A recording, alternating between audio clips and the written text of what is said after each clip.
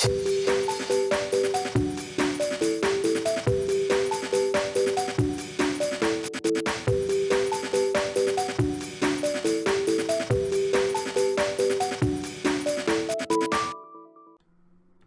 it going, YouTube? In this video, we are taking a look at the top 5 Tempest cards that I'm most looking forward to. As always, I hope you guys enjoyed the video. If you guys like the content, give me a like, give me a sub. Thank you guys so much for watching.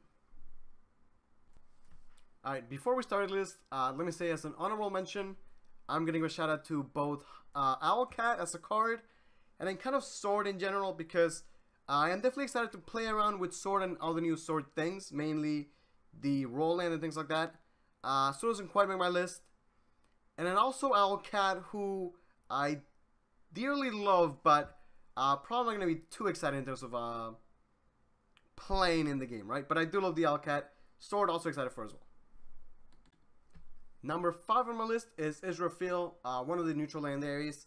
I like Israfil because as a control player, a lot of my decks tend to end up being like triple Lucifer and an Olivia, and then other late game, mainly things like Bahamut. And I like that Israfil is a good enough card to make you question that balance of the cards, right? So, am I going to play triple Lucifer and one Olivia, or do I want to play Israfil instead, somewhere in there? It also works well with the whole cycle package.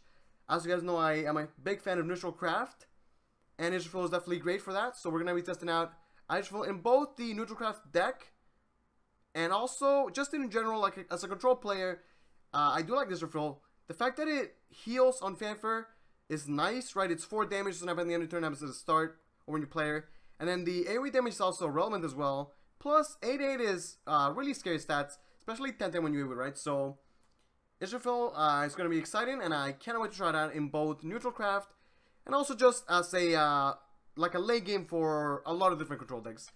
Very excited for Israfil. Number 4 on my list is Castalian Aaron, the Forest Craft Gold. And let me just say that for the purpose of the list, I'm picking like one card for the class or whatever. But the reality is that it's not just Aaron that I'm excited for. It's just the entire like Control Forest package. So why do I like Aaron so much? I feel like a lot of people compare this card to Fairy Beast, and you know that's great and fine and all.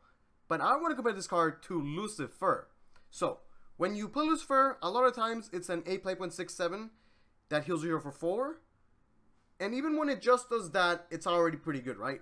So, because of Aaron's enhanced effect for 8, you can think of her as a 8 play point 6/8 rush minion that restores 3 to your leader, but also has ward on top of that. Now, obviously, Lucifer has other things while he can be more aggressive, so I'm not by any means saying Aaron is strictly better than Lucifer or anything like that. But in a situation where you're just being defensive, being able to heal for 3, while having ward, 6/8 stats, and also rush into a minion seems pretty good to me. On top of this, you can play her on 6 and still get a 4/6 ward and still heal your hero. So that seems incredibly good to me. I expect this card to see a lot of playing Control Forest, and I'm excited to see the future of Forest and the control portion of that, how it's been. Also, another shout out to Jungle Warden, who I think is going to be crazy good with the Enhance. And also the Elf Queen, who gives Forest like a massive heal. So those cards together should make an exciting Forest control deck. That's it. Aaron, I think, is the one that I'm most excited for in those. I think she's really strong.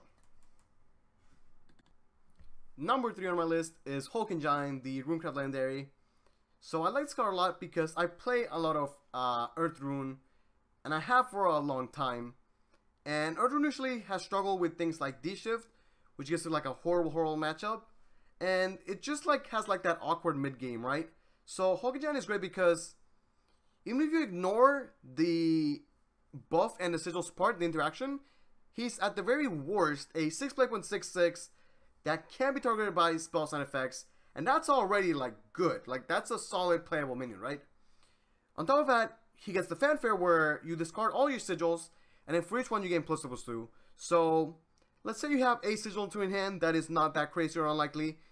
You could be looking at a 6 play point 10/10, evote into a 12/12 that can be targeted, so no Dance to Death, no Wind Blast, no Fire Embrace, none of those things will hurt it, right? And that's really strong. So I expect to see Hulking Giant a lot of play in the Earth Rune, which should end up being a nice control deck. On top of this, I believe that there will be a more aggressive either aggro or tempo or rune, because they have a lot of aggressive cards now. And even in that deck, you still expect to see a lot of Hogan Giant, right? So I think it's a great card. Should be really good. I expect to see a lot of play.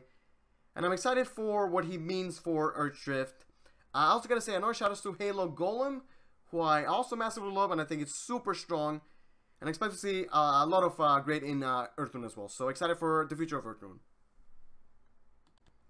Number 2 on my list is Blood Moon, the Bloodcraft Amulet that gives you vengeance.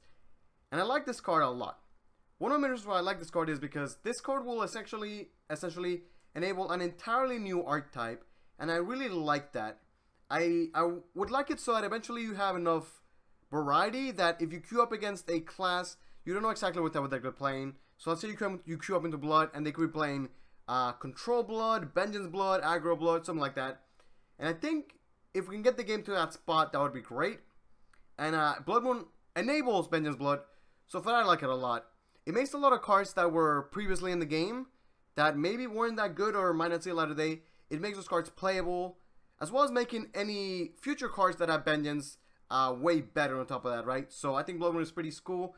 Gonna see a lot of Blood Moon decks, which is gonna be a new way to play Blood, and for that I really like this card. Cannot wait to mess around with it. And number 1 on my list is Similar Waterworm, one of the Dragoncraft legendaries. I like this card a lot because in a scenario where it is your 5th turn and you have ramped up 1, so you're at 6 play points, you play this card for 5, you gain an extra play point, you heal your layer for 3, and on top of that you get a 4 or 5. And I think that scenario, it's incredibly good, and I don't expect that to be so rare, right? So you can compare this card to Dragon Fervor, which is already a card that's pretty popular, pretty played in Ram Dragon, which is a spell that gives you 2 cards, gives you a play point, and heals you for 3, right? And Symbol is really good because it's very similar to that, but instead of you drawing the cards, you essentially get to play a 4-5, and that's pretty massive. One of the drawbacks of ramp cards is that you spend your turn and your cards ramping, and you kind of fall behind on the board. So Symbol is great because it gives you a 4-5 that can fight the board, it heals you, which is good against aggro decks, or just any deck in general, while also still giving you the ramp, right?